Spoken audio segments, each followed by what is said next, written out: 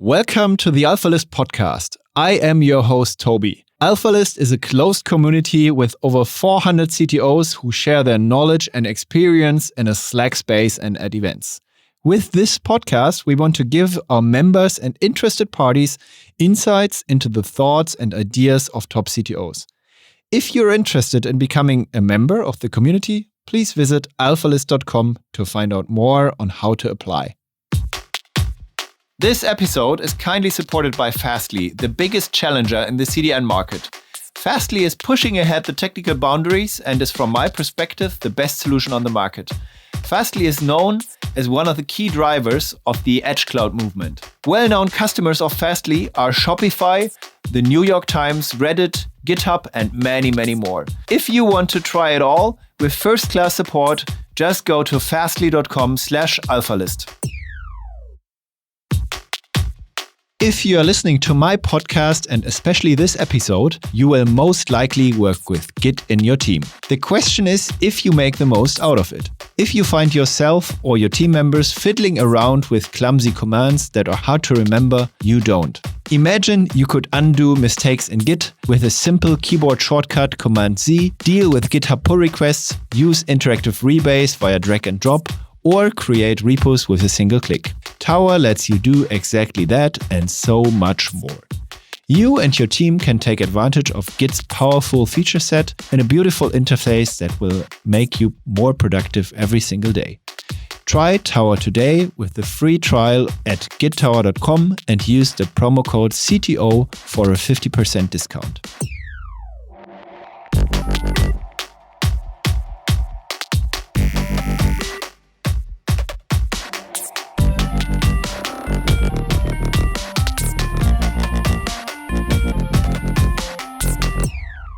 Welcome to the Alphalist podcast.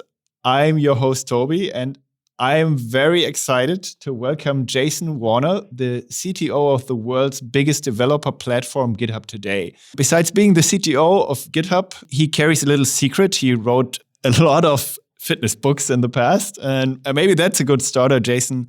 Maybe you can tell us how you came from fitness books to being the CTO of GitHub. Well, I wouldn't say there's a direct path from writing fitness books to the CTO of GitHub, but I would say that there was a little bit of a diversion in my history where some hobbies bled over into real life too. So a couple of years ago, actually at this point about 10 years ago, a friend and I got really into a set of fitness things, and he got contacted by a publisher who wanted to write a book. So he wrote a book, and at the time, I had gone really nerd deep on fitness, like really nerd deep, learning all about the ins and outs of all the various things about fitness. And over the course of a couple of years, he wrote a couple of books, and I just became a certified personal trainer so that I could create the programs for him in these. And then eventually I got my own series of books with him as co-author, and kind of went from there. Just did them on nights and weekends for a couple of years to have some fun with it, to figure out how to write a book and see what the publishing industry looked like. In retrospect, I might have done them under a pseudonym. I don't think when you're looking for Jason Warner on the internet, you need to find those books as maybe the third link at this point, but it is what it is. And funny story, a little quick diversion. I think you'll enjoy this. The first people to figure this out, I wrote the books when I was at Canonical, and no one knew about them there. But then when I was at Heroku had an awesome basement in the San Francisco office. Office gym in the basement at the San Francisco office. And over the course of a couple of months, as I was getting on board there, I worked out with a bunch of people. One of them somehow figured out and found these books. And then one day when I came into the gym, there's literally dozens of these books just scattered around the gym, all the way up into the office, first floor, second floor, third floor, just find them randomly. That guy didn't like you, or? Oh, we're still friends, actually. He just really wanted me to know that he figured out one of my secrets. So it was rather amusing because I turn red when I get embarrassed. My face gets flushed, and I kind of I have no poker face for embarrassment. And wow, did I get red right there? So a very, very interesting fact, and quite rare that I think CTO of the biggest developer community in the world also has written a few fitness books. So why didn't you come up with a fitness app then? I just wasn't that interested in going deep into that anymore. One of the things I found with fitness in general was what I was really after was meta understanding. I wanted it for myself more than anything. I played basketball a long time ago, and that's when I really got into fitness. And then what I really wanted to do with it was less about the creation of programs for other people and more about an understanding of what it takes to be fit for life. And it was literally just personal at that point. After writing the books, it was more about learning about book writing and publishing. The fitness side of it was completely personal. Okay, and are you still into fitness, or did that also? I have spent a ridiculous amount of money on a home gym. I'm very into fitness, and at this point, I'm on the wrong side of 40 or the right side of 40 from a privilege perspective, if you understand what I mean by that. And I am all about dying slowly and gracefully, and that's the way I look at fitness at this point. Is I want to make sure that I stay healthy and strong for a long time. I'm no longer going to stand up on stage and try to show a thing or lift a thing. I just want to be healthy for as long as possible, and as great age as gracefully as possible. And how did you get into computing? I mean, you mentioned that you've been working at Canonical, the company behind Ubuntu, for example. How did you get into that? How did you get into programming? I took a weird nerd path, I think, to computing. I think most people say it was a first love or they got a computer when they were really young. That wasn't me at all. I didn't grow up in a way that allowed that to be. It just wasn't in the cards for us. My grandparents were farmers. My parents were farming and eventually escaped it. But my father was a construction worker and my mother was a typing teacher. And my mother wanted me and my brother and sister to be the first kids in our family on that side in our family to go to college, and on that side of the family to graduate. And what happened was, through a series of weird events, we ended up in this town in Connecticut, and I was in auto shop of all places. And the auto shop teacher said, "I think you should apply for this IBM high school co-op that they have. And the reason why is because you seem like a smart kid and you seem like you could use a break. And if you get it, there's likely that you can escape farming or construction or something like that." That was probably going to be where I went if I didn't end up going to college or something. Everyone in my family is a construction worker. I'm on that side of the family. And on the other side, they're police officers or something else like that. So I applied, and we happened to be living in a really rich town at the time. And I was the only kid that applied that didn't have both a car and a computer, like their own personal car and a computer. So they gave it to me because in reality, what it was is just carrying printers and computers around IBM at the time. And they said, "Hey, the whole point of this program is to give kids a chance that need it." And that kid's driving the 1-year-old used BMW to the interview does not need that chance. So literally I took it. They told me, "If you get a computer science degree from college, we'll guarantee you a job." And at the time, all I thought was, air-conditioned office job? That sounds great. I don't have to dig ditches in the summer with my father, my uncle, and my cousin. So I can't say that I was destined to do this. I just say I kind of fell into it. Now, it turns out that I was very good at physics in high school and a certain set of math in high school. And then when I got to college, I realized that I was really good at a very specific type of thinking, which I will call systems thinking. And it just applied to computers. So, I would say I was an average developer, but an excellent architect and systems designer. And it just kind of translated to the industry. And the unlock for me was eventually when I started working on the distributed systems. I was one of those people that could hold the entire system in my head. So it just felt like a superpower to have that. It's like a crazy discovery, right? I mean, if you are in a relatively normal family or like farmer family, and then suddenly discover your secret superpower that you didn't know that it was there, right? Or how did that feel? It took a little while to feel like I still wasn't going to get booted out of it for what it's worth. It's kind of a weird thing, but it felt good to figure out that you're really good at something. I think everyone has that moment when you start to achieve something and you're like, "Oh, wow, I'm actually really good at this." And one of the key things that I did really early on, this was in the mid 90s when I was in college, which was I knew I was coming to the game late. Everyone who I was in the computer science, computer engineering, electrical engineering program at the time with had been using computers since they were like 5, 6, 7, or 8. And I literally bought my first computer that, as I was going to school, that at 18 or 19 or whatever it was. But the one thing I did, which I think was a massive unlock, was I focused on something that no one else had an advantage on, which was the internet, because it was so brand new that no one else could possibly have a leg up on me. We're all learning the concepts or the patterns and everything at the same time.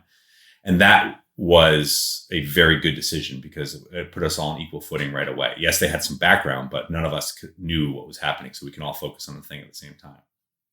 But then you jumped onto Linux, right? With Canonical? So I've been an early Linux user. I've been using Linux since like 96, 95, 96, back when it first came out, right around the Minix times and all those sorts of things. Like Debian 1.2 or something, yeah, right? Yeah, I mean, I was using things that you should never have actually installed on your own personal machine, because I had to reformat that and adjust it more times than not. And I missed some school assignments because things were broken.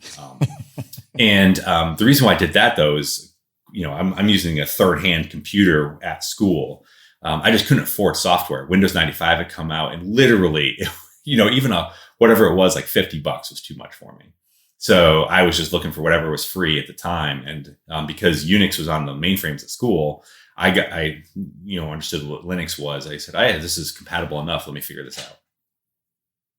Okay. Yeah, that's really like a crazy career in a way, right? And then you jumped over to Heroku, right? And then you ended up as CTO of GitHub. That's yeah. I think like my past 12 years or so, basically Canonical.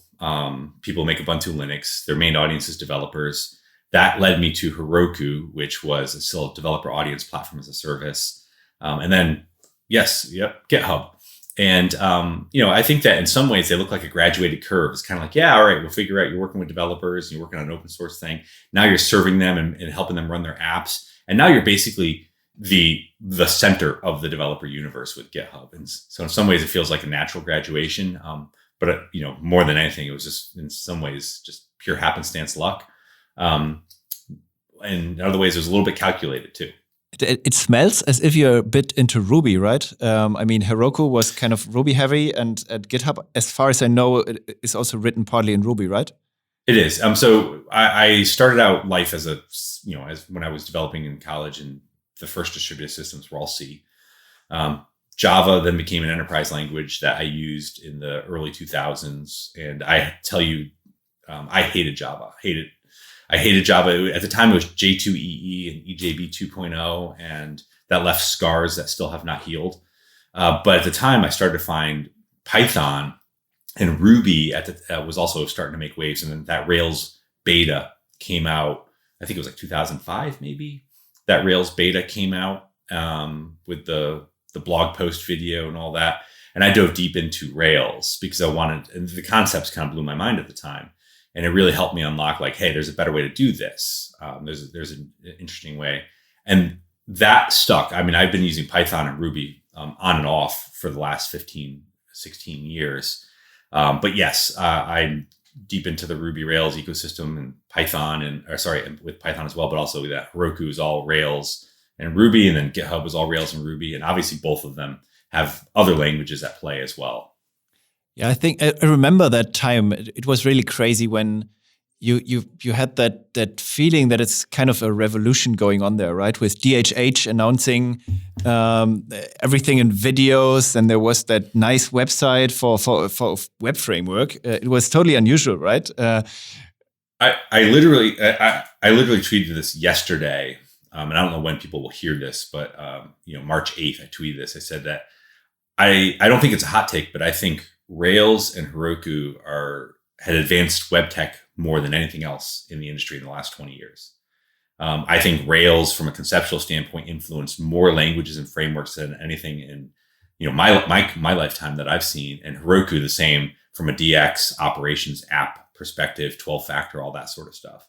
Yeah, it was really weird when you saw that. You really thought if you were deep into the ecosystem at the time, you really thought you were seeing the future. Yeah, in a way, that's true. That's true.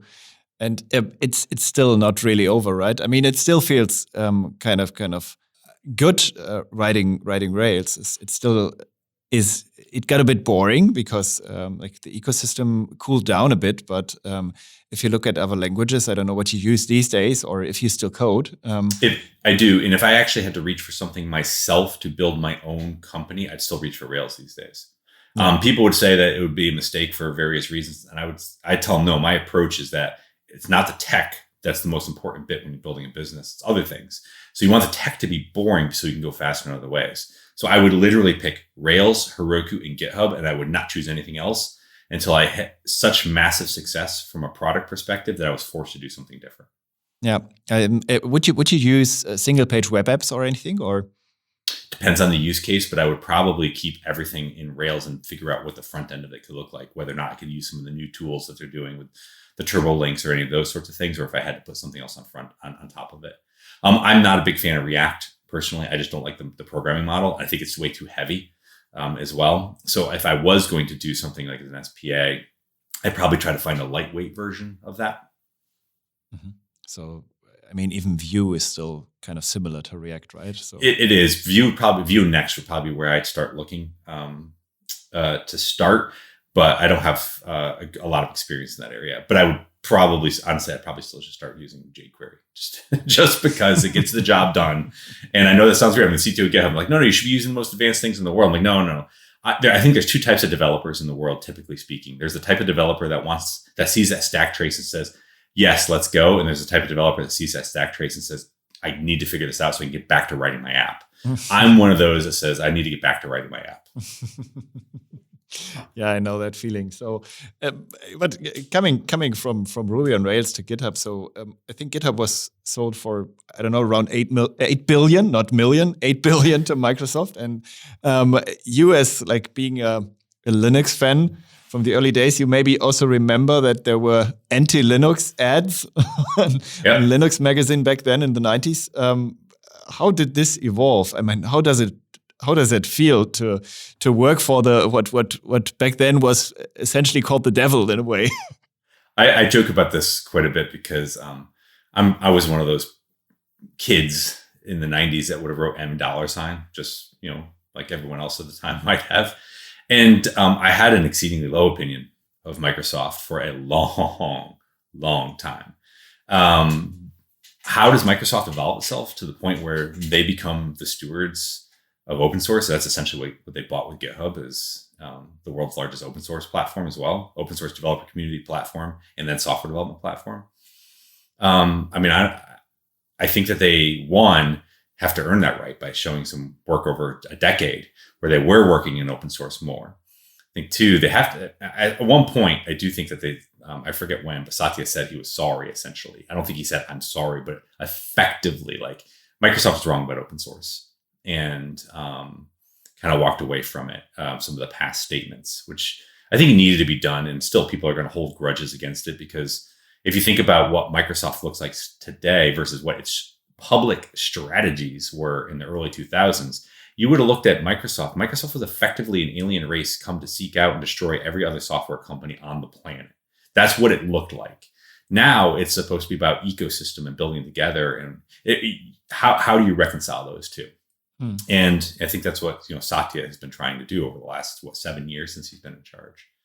But if you ask my 19-year-old self if I'd be working for Microsoft, oh hell no. But then again, I never thought I'd work for a company with sales in the name either, with Salesforce. Yeah, right. You worked for Salesforce before, so you already got used to that. But no, just joking. I mean, it's brilliant what he made out of it, right? And is it purely a CEO thing?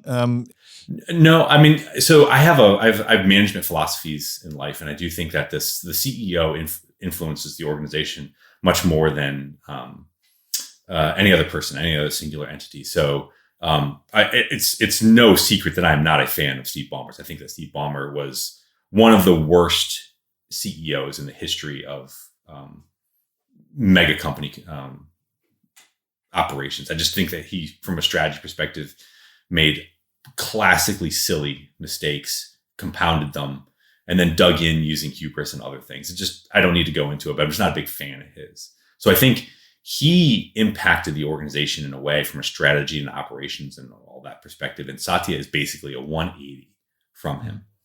And so I do think that matters. Now, I don't think that it's a complete DNA shed when you just change one person at the top, and all those things take time. But I do think that Satya as a singular entity has an undue influence and can make that work. Now, it takes also removing some other people as well, or changing them out, or having them understand that they buy in to a new way of working as well, or a new philosophy. So it's not just one person, but it takes that one person to get to the other ones on board too. Yeah, it's a crazy shift, and I can also imagine, or from a bit further away, it also looks as if the whole post-merger integration of GitHub also is working just seamlessly, right? That it feels as if you work perfectly together, and as if there are no bump holes. Is that true? I mean, the easiest way to describe what is happening with us is that I say that this is not a negative statement on Microsoft. I think Microsoft operates itself at the moment like a PE holding company. It effectively buys entities and lets them run independent. Look at LinkedIn, you look at Minecraft, you look at all those other ones. They're effectively run like independent companies that report up to Microsoft. And how it actually runs is that all of us on the exec staff of GitHub report to Nat Friedman, who reports to Scott Guthrie over at Microsoft. Now, we do have other entities inside of GitHub that report up to other entities at Microsoft. That's HR and finance typically, that report up to other entities. So we effectively have a GM model where Nat runs GitHub as a GM. But why that works is because we have certain governance, but we don't have others. So they say, hey, you hit your revenue numbers, you build whatever you want to go do that. So that's the secret, I think, to making this work, because the way that GitHub acquisition goes wrong is that someone who doesn't understand what made GitHub popular and successful in the first place buys it and tries to change it. And let's be honest, if Microsoft, Google, or any of the other entities that were trying to buy GitHub could have built GitHub, they would have built GitHub. They tried multiple times to do it, and they couldn't. And all of those products were not that successful. And I think that even when we're having those conversations, no one fully understood why it was. So that if they tried to shoehorn an acquisition that looks like us into their way of thinking, it likely will go bad. But if they say, hey, we don't know this, let's not have that sort of arrogance that we know better than you on what the product and the customers want, we'll let you run all that sort of stuff. Let us help you by accelerating other areas. That's how those things can go right. Okay, and but still, if you look at all the stuff that Microsoft did there with VS Code and GitHub Actions, which could feed into Azure, it still seems to be like a really bold strategy, right? To develop. Well, to be clear, all those things were being done before we got acquired. Yeah. So we were already experimenting with an editor before we got acquired. We just weren't using VS Code. GitHub Actions was built before we got acquired. So was packages. So was a bunch of the security work. So in fact, yes, like those things, we're still doing those things because GitHub was doing those things. Now, yes, the strategy could be from Microsoft's side, there could be some sort of evil, nefarious strategy, which is like, hey, let's put a deploy to Azure button on GitHub. But that would be the one thing that would break this. And we've been exceedingly clear with Microsoft or Google or any of the other entities that we're trying to acquire us. But when we got inside Microsoft, we said the same thing. Like, there will never be a deploy to Azure button that appears on GitHub. It's the one thing that would destroy the trust with the developers. If you want to build something that looks like this, Azure has to earn the right to get their attention. We will build the world's largest software development platform. We will point it at all the public clouds. And if Azure is the best one, developers will choose it. And let's work that through. So that's a math problem. Let's figure that out. So let's deploy to AWS and let's deploy to G-Cloud and DigitalOcean and everyone else at the same time. Okay. Yeah, I think that also pretty much aligns with the partner first strategy that you seem to have before you actually built GitHub Actions, right? What was the idea behind going into CI/CD then? So there's a couple of different things that we were doing. One is we had GitHub Actions is we had a multi-year plan. So we were going to do a partner-first approach. We called it internally called GitHub Launch. Then we were going to build what you see today as GitHub Actions, but it was going to be workflows first, add CI second. Then we were going to do something else, which we haven't done yet. Then we're going to do another thing, and then another thing. And GitHub Actions will eventually evolve over the next 3 to 5 years into be something both wide and deep. So the approach that we were, the very simple approach to what we were going to do with this was, just to be honest, since we were independent, we had a couple of things at play. One, we had to stake our claim in the market. And I never considered a couple of entities in the market to be our competitors. Everyone would compare us to GitLab or Atlassian. Those are not, as far as I'm concerned, those aren't our competitors. The only competitor we had was AWS. And I said that we need to stake our claim right at the moment of deploy. And so we needed to jump from where GitHub was as a code collaboration website, essentially, to stake a claim at the moment of deploy, to say to the market and to Amazon, this is where the fight will happen if we have a market fight. Because if we didn't, Amazon would continue going to encroach on our areas, the other areas. Anything between GitHub and AWS was essentially unfederated territory. Yes, there were CI/CD platforms out there or sites. There were package registries like NPM and others, but none of them were massive companies and none of them had the entire market. So I needed to say between Amazon and us that we're going to stake a claim right here, and this is where we're going to have that fight. That was a very strategic decision. And why we didn't build CI first, there's two. One, it wasn't as strategic for us. We had to move over to tell Amazon what we wanted to do. And two, the cost of it was incredibly high. CI/CD is not a great business to be in from a COGS perspective.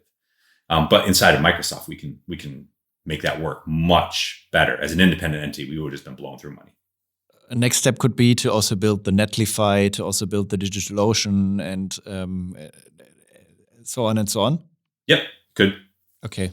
I mean, you already have static hosting, by the way. But, we do. And everyone just assumes that I'm going to build a Heroku because of my past and combine it together.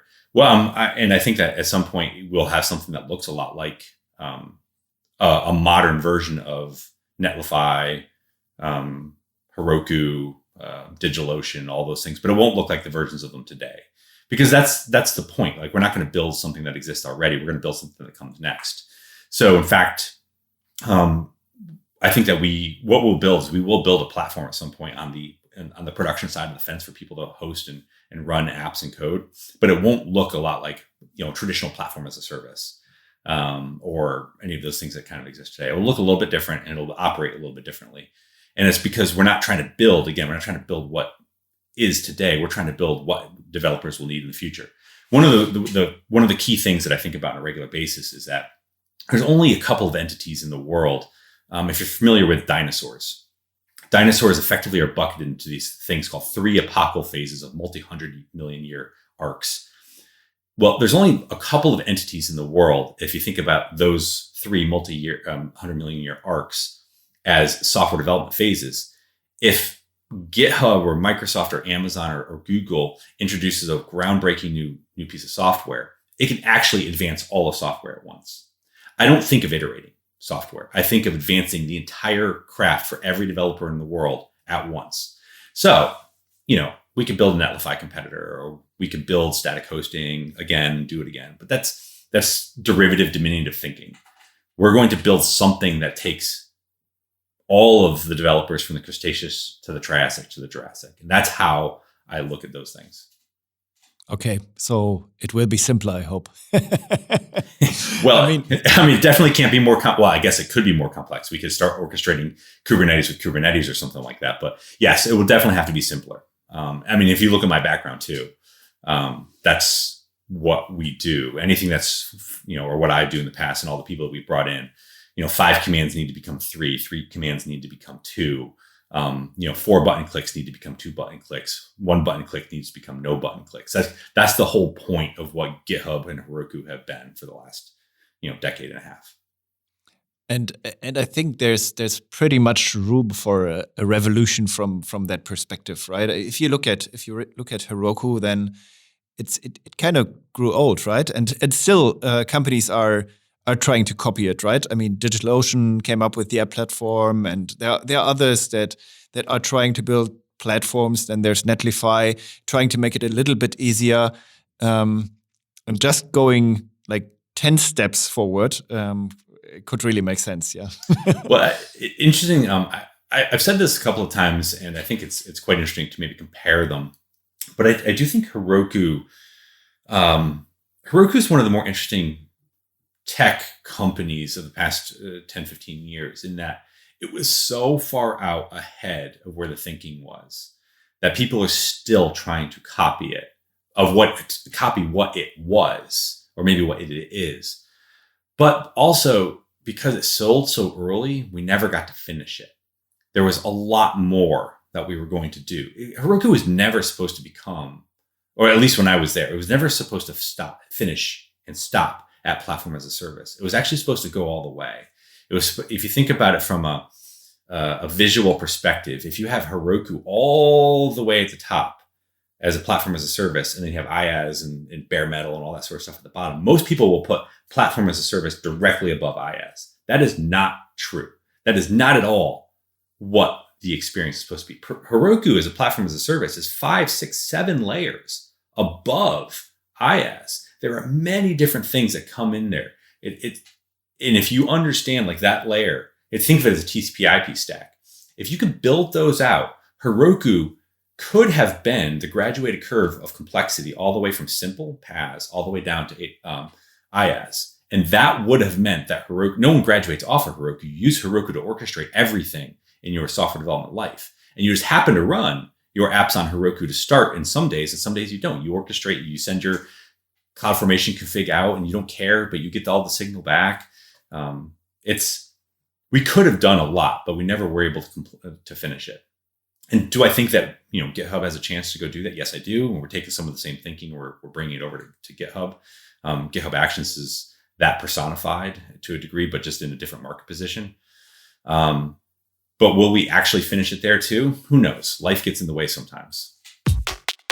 Thanks a lot to our sponsor, the About You Cloud. The About You Cloud offers a full-stack e-commerce solution as a service that runs on exactly the same infrastructure as the About You shop does. It is mobile-first, can act as headless system, event-driven, can be fully localized, and is super integrated into existing solutions. Besides that, it is designed and developed by a really smart CTO and friend of mine, Sebastian Betz. About You has set up a task force for retailers and brands that want to be quick in the COVID situation.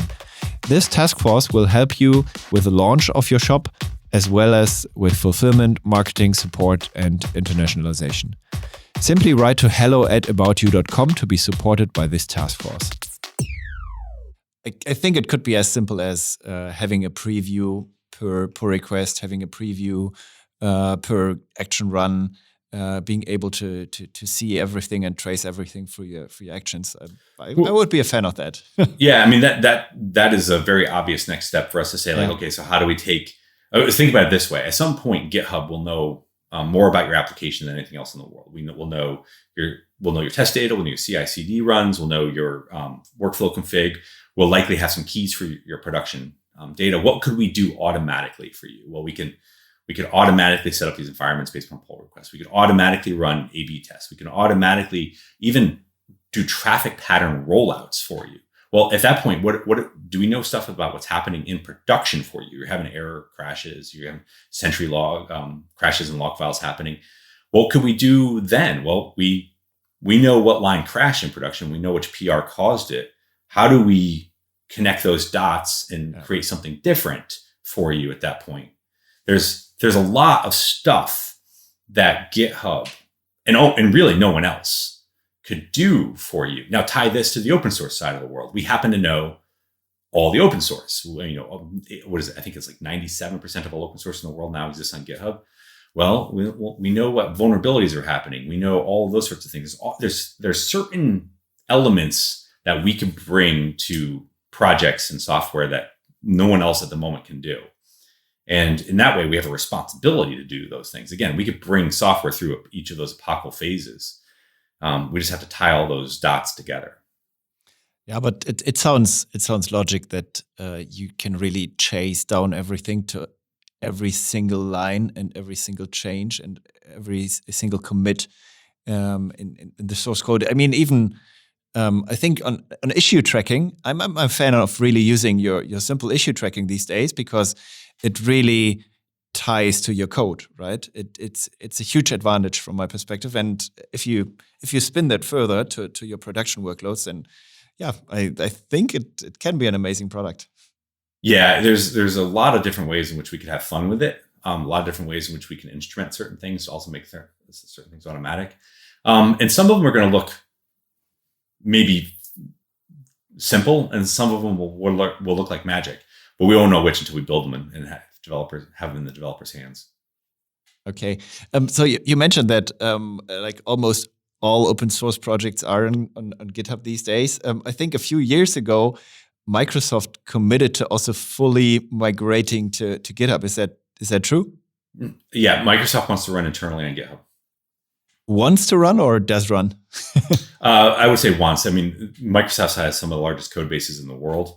I mean, I think the only corporate entity that might have a larger one, and it's theoretical, I don't know this to be true, might be Google.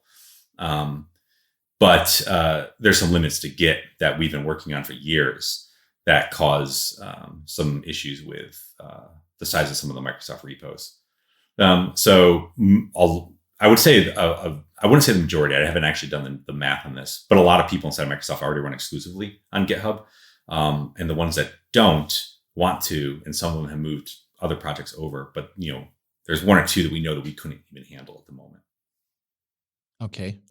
So, but the goal is that Microsoft is your biggest enterprise customer, then, or?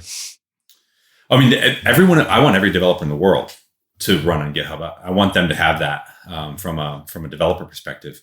Nat used a different metric, which was lines of code flowing through GitHub. If every line of code in the world flowed through GitHub, that's our goal. So Microsoft and Google and everyone, yeah, I want them all. I want them all to run in GitHub. And I don't think about it from a corporate perspective, but we got salespeople to go think about that. I think about that from the developer perspective. I want those developers to have this. I have this cheeky profile of a developer in my head, which is it's an American-based one, so forgive me on this one, but it's the enterprise.net developer working for the credit union in Toledo, Ohio. And if you don't, all those things combined basically mean that there's 0 people in the world that care about that developer. No one is thinking about that developer. I want that developer to go to work every day and have a magical experience. But most of the software that's built for them is basically thinking of them as some sort of unit economic machine. And that's not a life to live for them. And I want to give them something different. So are you talking to them then, or? Yeah, we have quite a few of those people as personas that we go and talk to. I think you see a lot of data also flowing through your platform. And I think that is also interesting for my audience. Do you think that the better developer always wins? Better developer always wins? And the better software, yeah. Do you? No, I don't think. I definitely don't think the better software wins all the time. In fact, I think better distribution, if you're selling software, wins way more than better software. If you have a better sales team, if you're tops down selling, you likely will win over a better product. And I think that's an unfortunate reality of our last 20 years. But I also think that's why bottom up adoption has taken off, because that typically is the better software will win. But I also don't think that is universally true. Because I think that sometimes you get subpar software being adopted for various reasons. Let me give a couple of good examples of this. I think Kubernetes has unlocked a lot of things in the world. I think it really has. I think it's manifests a lot of positive in the world, but I don't think it is great DX for developers. And I think that no one's going to really complain to me about this. They're going to talk about the value it's created. Undeniable. It's done a great job in the world. But in the end, it is not better software than a lot of other things that existed at the time. And I think missteps from better software or challenges or other things caused Kubernetes to have a wedge, and it got in and did its thing. But that doesn't mean that it can't be great software too. I'm just saying, I think even great software does not always win out. And I think this is something that developers, honestly, open source developers haven't fully embraced, and startup companies haven't fully embraced either, which is there are other things that you need to do to get your software in the hands of developers or in customers besides just building a great piece of software. So you help companies to optimize on developer experience then, right? My personal background is developer experience and go-to-market. So I build developer platforms. I understand developers. I understand how to get stuff adopted. That's what I do.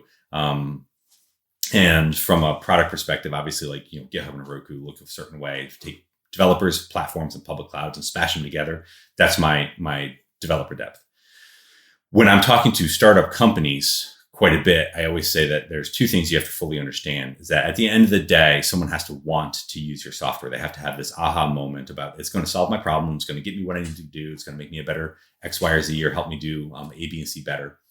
And that is not exclusively about the product. It's also, there's other emotions that go into it. So it's about positioning, it's about wording, it's about how things are going to be adopted. Like, is it too frictionful? Do you have to add it? Do you have to put an email address into the website to go get this? Can you go download it from GitHub? Is it in NPM? Can you do certain things? There's a whole lot of decisions that go into it other than just building the piece of software. And some people know this intrinsically, and some people assume in the field of dreams way, if we build it, they will come. And that's not always true. And what are your thoughts in developer productivity in general? Is it? Yeah, I mean, it's not an easy topic, right? But it is not. So I have a lot of thoughts on this one. I think in general they fall into a couple of different camps, but I will say this is that I do believe I do believe this. I believe that at a meta level, as an organizational level, you should start tracking things and kind of understanding how the organization is doing. The problem is that just like with certain types of tools in the world, like OKRs at a corporate level, I'm fine with. OKRs at a division level, sure. OKRs at an individual engineering level, God, no. That is terrible. Don't do that. So, productivity tracking tools at an organization level, great. At a division level, yep. At a team level, yep. I can buy into that. At an individual developer level, no, I don't think that we fully understand that well enough. And I think, unfortunately, if we go down that path right now, that we will have inverted incentives and it will just cause all manner of bad things to happen. I think that there are a couple of people thinking about it from that perspective, and I encourage people to think about developer productivity. But if you look at it this way, from the top down, you'll end up in a bad spot. But if you start with the developer first, you're going to build a very different developer productivity tool if you think about the developer first. And most people are not. They're thinking about the organization, including someone like me. I'm thinking about mean time to recovery or cycle time or number of deploys. And those are good metrics from an organization and from a team level type of stuff, because they show a certain set of things and they tell you a lot about the efficiency and operations of your company. And not because those things are actually that meaningful in the first place, but they tell you if you could do 200 deploys a day, it tells you that you've taken the time to build the necessary subsystems to allow you to do 200 deploys a day. And if you can only do one deploy every 2 weeks, well, that tells you a lot about your organization as well and tells you where you need to go look. But if I look, then I take that cycle time or mean time to recovery and I apply it to an individual developer. That's a misapplied. It's misapplied. It doesn't tell me anything about the developer. Or in fact, it tells me a lot less and negative signal about somebody than I want to know. So I think that we have to approach developer productivity and organizational productivity from two different lenses. And I think that we're applying organizational productivity lens to developers, when in fact, I think that we should think about them as two distinct entities. And looking at, for example, velocity or deployments per day from an organization perspective makes sense because, like, also for the individual developer, because it just makes you think about context switching, right? When a deployment takes, half a day, and a developer has to, do a few calls or switch to another project while the deployment is running, it's just bad, right? What organizational productivity usually tells me is where my developers are seeing friction. And so basically I think of this as where they're going to have a bad experience with our own internal software. And so the context switching or all that sort of stuff. And so that's how I think about it, which is basically I want my developers to have as little friction as possible. I want them to have all the information they need to make decisions in the moment, to know why they're building it, to be able to go be as creative as they possibly can be, and then not have to be that XKCD comment where you have people on chairs in a sword fight going down the hall because everything's compiling and deploying. You want stuff like that to happen automatically. And this actually goes back to, Manifest Destiny with GitHub in some ways and building some of these things out. Again, GitHub, we could build some of those things. We can build better systems to allow certain friction to fall to the wayside. And if you look at individuals, does it make sense to build something that, has gamification aspects that motivates each of the developers? Or I do, but I think it has to be approached from a different angle. So I think about this as like, go back to the OKRs. I think instead of knowing if I achieved my OKR or set out and achieved my OKR, because I could game that any which way. I want to understand when I go to my one-on-ones and I'm talking to some my direct report or a couple skip levels or even an individual engineer, I'm usually asking them, what obstacles can I remove? Like where friction are you hitting? What is making your day bad? What could make it better? How could you be faster? I'm asking questions along those lines. And so if I only went in and said, hey, you only are doing 2 PRs a day, and I don't know, I'm just made that stat up. I'm actually not going in inquisitive. I'm going in almost accusatory. Instead, I want to go in inquisitive. And so if I were to do a developer productivity tool, I almost want to understand from their perspective, what's their self-rating? I'm making all this up on the spot. I've not thought deeply about developer productivity for what it's worth. But hey, I'm rating myself today as a 7 out of 10. And for me to go from 7 to 10, we need to fix our build system because all the flaky tests are terrible. And our deployment is blocked for whatever reason on this. And that just made me completely, go from a 10 to a 7 today. And I could see that. That would be great information for me to have. So that is typically also the output that you get from a retrospective these days, right?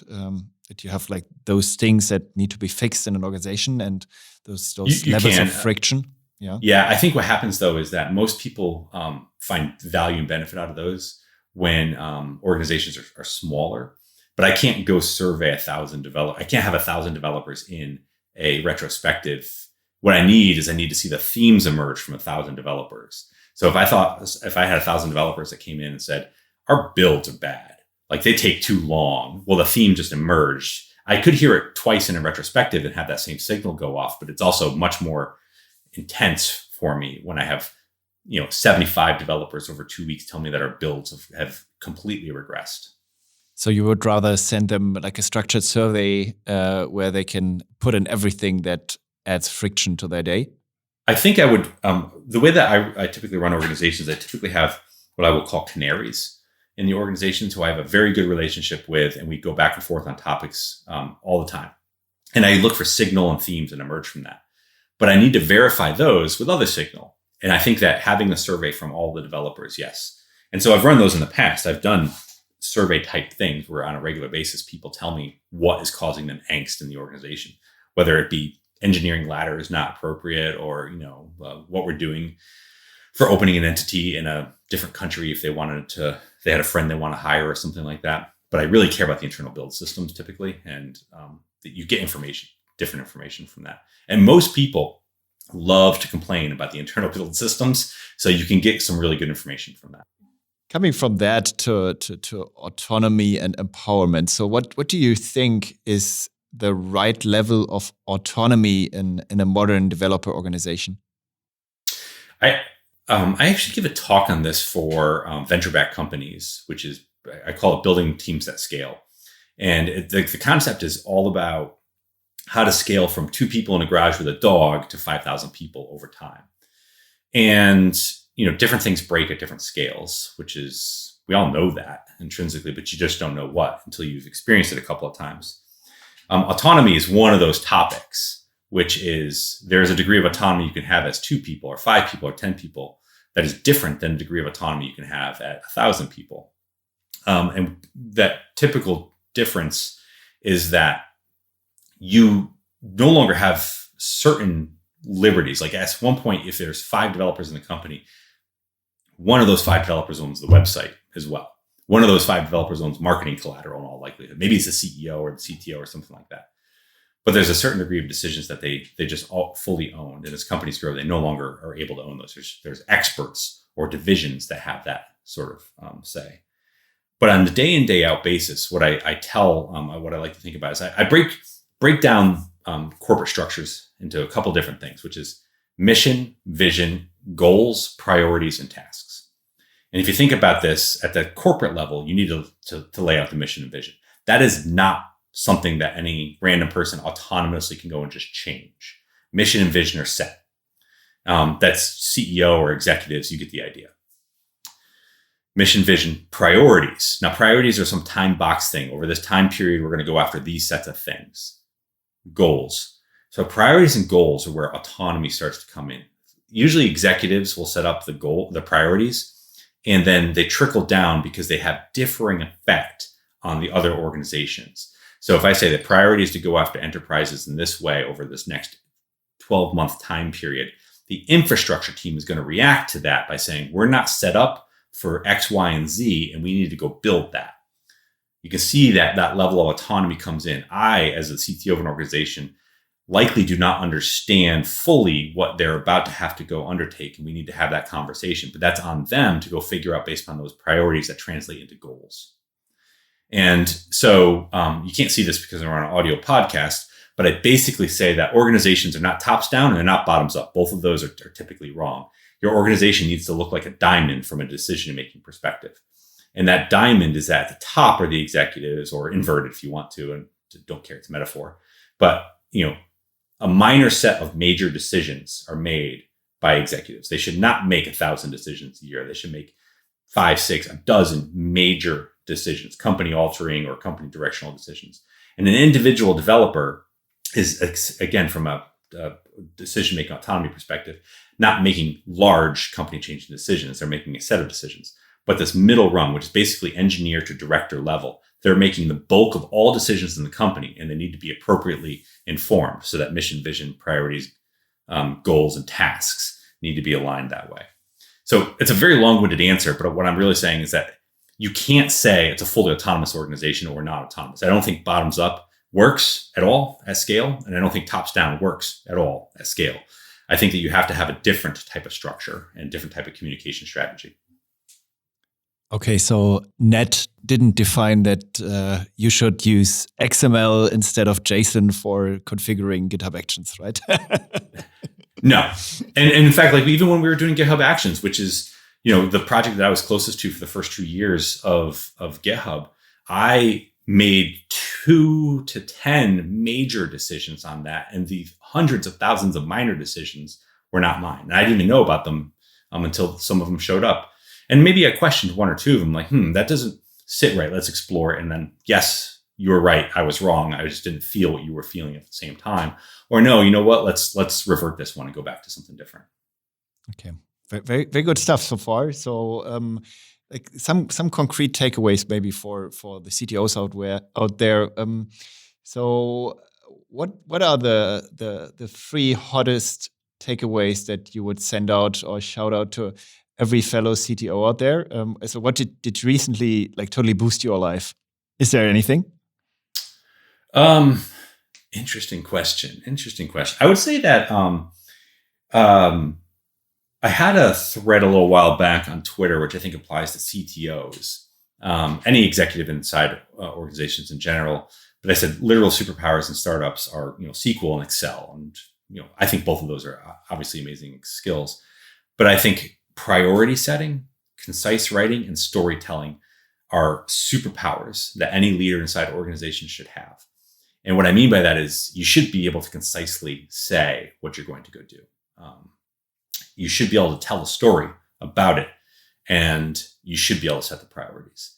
And I will tell you that I've been doing this for a while at this point. And I think most organizations break down in communication. Like that's why organizations don't go from 10 to whatever, and they don't scale. They break down in communication and priorities. people do not like to set priorities. They don't want to make the hard call. And I think it's one of the harder things to do at scale because everyone, particularly executives, they want to say there's 1,000 people in this organization. Why can't I get all this stuff done? And that is a really bad spot for a singular engineer to be, because at the end of the day, all of a sudden they're being asked to work on 3 different context switch projects over the course of 2 weeks. And it is the executive's lack of understanding of why they can't get that done. And honestly, it's on the executive because the executives have to set up the structure that allows priorities to trickle and all that stuff to get done in a certain set of ways. So I would say understand how to communicate, understand how to set priorities, and understand how to get feedback. If I could change one thing for myself, going back 20 years or so, I would say invest more in how you communicate to the organization and how you get feedback, like project status from the organization. And had I done that 10, 15 years earlier, I would be monumentally better than I am today. You just killed my closing question. So, but isn't it like in every company that I've seen so far, if you would have asked people what is wrong, that it would have been communication, right? So I've been pretty open that I have a very low opinion about overall leadership in the tech industry. I just think it's average at best, below average, if I was being really honest. And I think it's because most people know a specific skill. They know how to run a sales organization or how to sell, more likely. They know, most CTOs know the technical depth, but they don't know how to run the organization. And I think communication is 90% of the game when you get to a certain level. And it's rather amusing to me that we are still having this conversation, because I think we've been having this communication conversation for at least as long as I've been paying attention to tech. But I also think that the opinion has changed a little bit, and people have realized. A good example of this: when I started IBM as that high school co-op, and then when I graduated from college, I took that job at IBM. And I remember getting my first paycheck, and I look at this little cost center thing, and I'm like, I don't know anything about corporate governance. I don't know how to run a company, whatever. So I'm asking questions, and I said, "Oh, you're a cost center, whatever." I'm like, okay, so what does that mean? It means that IBM doesn't view you as value add; it views you as debt, essentially. Like, you are an engineer, you don't bring money into the house. I'm like, well, that's a really interesting way to think about the people who build the product. That doesn't seem strange. Well, that was the late 90s, early 2000s. And there's no way that if you walked into Stripe today and said, hey, where's the cost center? They're going to point to the engineering department. My God, that's like that entire thought process has changed. But we still have not sorted out communication. We're still promoting the best engineers to leadership positions, not the ones who can organize and get the most out of all the engineers. We're still promoting the most technical engineers. We're still saying that is the best salesperson. They should run the sales organization. Like, my God, that is the worst possible way to find the people who should run organizations. I'm a big sports nut. I don't think you want to say Michael Jordan, just because he's the best player of all time, should automatically be the coach of the team. They're completely different skill sets. In fact, Michael Jordan probably doesn't understand at all how to motivate, coach, or anything, because certain things in life just came naturally to him from his physical gifted perspective or his own mentality. But there's a set of people that have to really motivate and really understand the game differently to become competent players who likely can translate to coaches. Michael Jordan is pretty much of a nerd, I guess, right? I mean, he made it to the top 1% or even less. So yeah, and he's a good example of this. Michael Jordan is either number one or number two player of all time, depending on how you rank him and LeBron. And he's also an owner of a team, and he is considered probably the worst owner in the NBA. And if you think about that, that we do that all the time. We do that all the time in tech. And it's whether or not we make somebody a manager when they shouldn't be, or a leader when they shouldn't be, or honestly fund people who shouldn't be funded from a VC perspective too. But I think the good thing about tech is then that typically the best developers also know that they are the best developers, or realize whenever they try management that they are the best developers and have no time for management, and then they end up being the best developers, right? I think they might, but I think organizations sometimes do not. So that is where I think the breakdown is. So it's interesting because at Canonical, Heroku, and GitHub, I had to undo the same thing 3 times. At Canonical, it was a flat structure. And so they said, we need managers. Therefore, the most technical person on the team becomes the manager. Heroku did the same thing. GitHub did the same thing. They were all flat structures that eventually got some management layers. Canonical, it went so poorly that the managers themselves, who were the developers with the self-awareness, basically said, I don't know what I'm doing. I'm doing this so poorly. I myself am not satisfied with this. I'm going to be stepping down. Then the wave of basically, I want to say professional managers came in. And there was also another, that was also its own mini disaster, because you don't want professional managers. You don't want people who don't understand development. What you want is you want developers, ex-developers, or developers, like I call myself an ex-developer at this point, who are basically, they're systems thinkers. So instead of being the in-the-moment code person, they're the architect-ish type of person. They understand the system. And every company, every project, everything in the world has them. We see them doing different types of work. They're the ones who are running the stand-ups, or they're the ones who are organizing. Hey, let's get everyone together. We seem to be misaligned. All the open source projects have them. They're the ones who are basically doing, they're essentially release managers at this point. But for whatever reason, we still want to make sure that the best athlete becomes the coach or the manager. And that's just not the way that works. So developers themselves have self-awareness. I think it's usually the organizations that don't. And they say, we're just going to make you the manager because we need someone in the moment. Okay. Interesting. Yeah. Good answer so far. So still knowing that you're an ex-developer, is there anything you're totally nuts about and tech you totally love these days? Any tool or anything you discovered, you totally, anything technical you discovered, you annoy all your friends with? Anything special? I'm kind of this. I'm also obsessed with workflows, like command line automation and all that sort of stuff.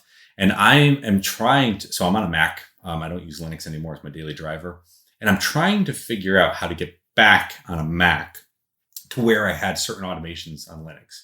So I've been experimenting with Alfred or Raycast or other types of things where I can basically automate a whole bunch of stuff. And I wouldn't say I'm annoying my friends with them yet, but there'll become a point in time when I basically have the system set up to the point where I've got all these keyboard shortcuts and I've got all these autocompletes and I've got all this like stuff happening that I'll probably annoy my friends. Okay. and besides SQL and so on, right? I am spending a lot of time too thinking about, I do like puzzles, like overall like market puzzles as well. So not from a tech perspective, specifically like code, but I am spending a lot of time thinking about data. So it's like data itself in the world, how you manifest data, how it moves, how it changes and manipulates. And I think that, over the last 20 years from a company perspective, we've seen Oracle basically die. The rise of the open source projects. We've seen a lot of things happen in there, Postgres and MySQL and other things. But we're also seeing a subtle shift that's happening now in tooling that's happening. We're seeing a lot of good open source stuff pop up, but we're also seeing things that are now becoming companies, like with the emergence of Materialized and DBT and Timescale and Census and a couple of other things. There's a lot of stuff that's happening on the movement of data. And I'm trying to make sense, heads or tails of it. It doesn't just live in a database anymore. It lives in a lot of different areas. I think Ned just invested in an ETL tool, right? Is that true? That probably is true. Between Nat and I, we tend to invest in a ton of different companies. So really looking forward to see what GitHub comes up with next. I'm sure it will be amazing, and it was great fun talking to you. And I hope we can probably do it again whenever the secrets are revealed. If you don't want to reveal one now. Well, I actually don't think it's that much of a secret. I think we've been pretty open about what we're building. If you think about code spaces, and you think that what I just mentioned before with what actions is supposed to do from a workflow perspective, and if you think about CI as a vertical on the workflows and security as an underpinning of the workflows, we bought Semel. Well, then we already talked about what might come next in the production land. It's not that big a secret, I think. It's just now on us to execute it and make it so that it looks and feels great. Yeah, you mentioned you like puzzles, so that pretty much reflects that, right? So thanks a lot, Jason. It was great fun talking to you, and I hope we can catch up on that in a year maybe, and hope we can travel again. Then I'll visit you over there, and thanks a lot. Thanks for having me. Bye. Thanks again to our sponsors, Fastly and the About You Cloud. If you want to know more about Fastly services, simply visit fastly.com/alphalist. If you want to get in touch with About You and hear more about the About You Cloud, simply write to hello@aboutyou.com. Thanks a lot.